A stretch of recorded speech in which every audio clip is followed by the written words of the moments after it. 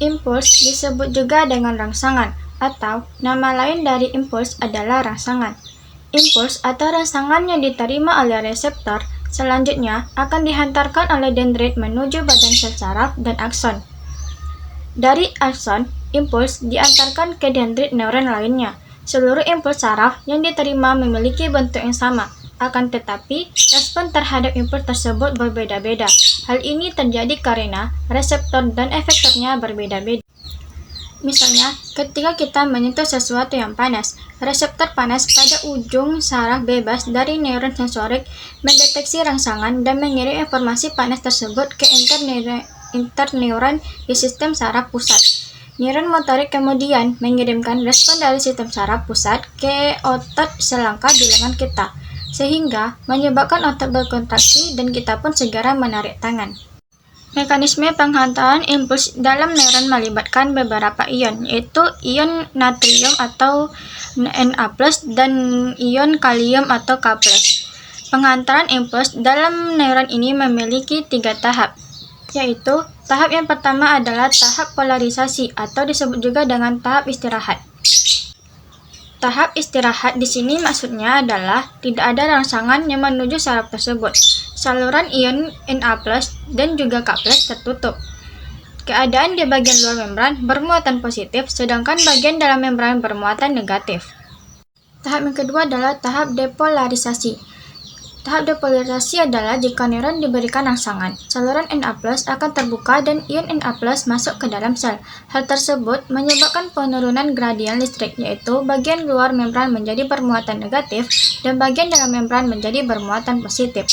Depolarisasi selanjutnya akan terjadi jika saluran tambahan Na+ terbuka sedangkan saluran K+ tertutup. Hal tersebut menyebabkan keadaan di bagian dalam membran menjadi lebih positif.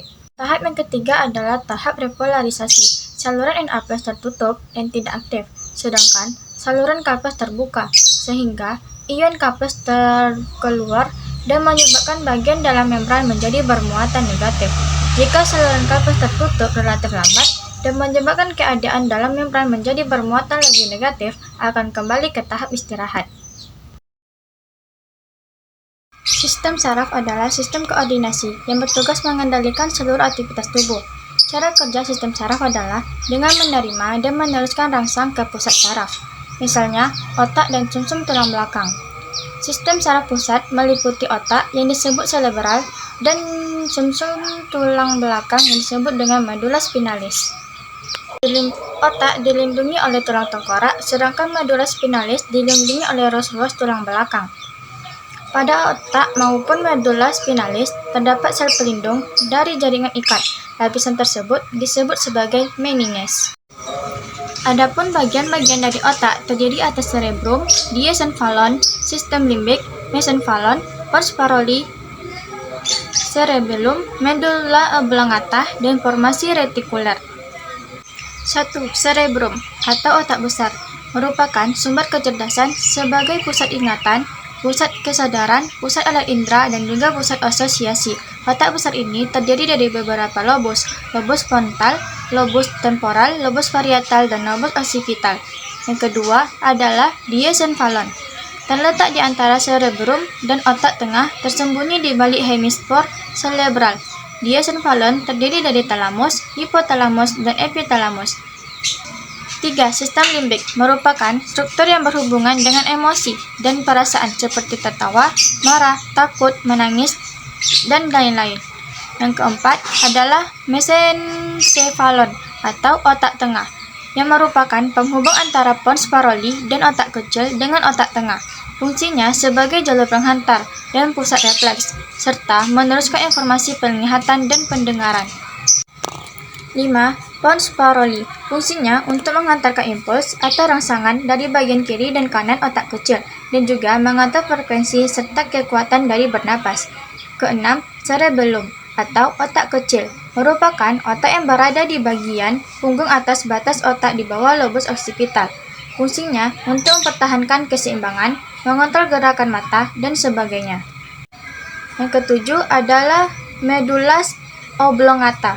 Fungsinya untuk mengatur denyut jantung, tekanan darah, pernapasan, gerakan alat pencernaan, bersin, batuk, dan sebagainya. Yang terakhir, ada formasi retikuler yang berfungsi untuk memicu dan mempertahankan kewaspadaan serta kesadaran. Kedua adalah pada sumsum tulang belakang atau disebut juga dengan medula spinalis. Sumsum tulang belakang terhubung dengan otak. Bagian pangkalnya disebut sumsum lanjutan atau medula oblongata, dan bagian yang memanjang dalam rongga tulang belakang disebut sebagai medula spinalis.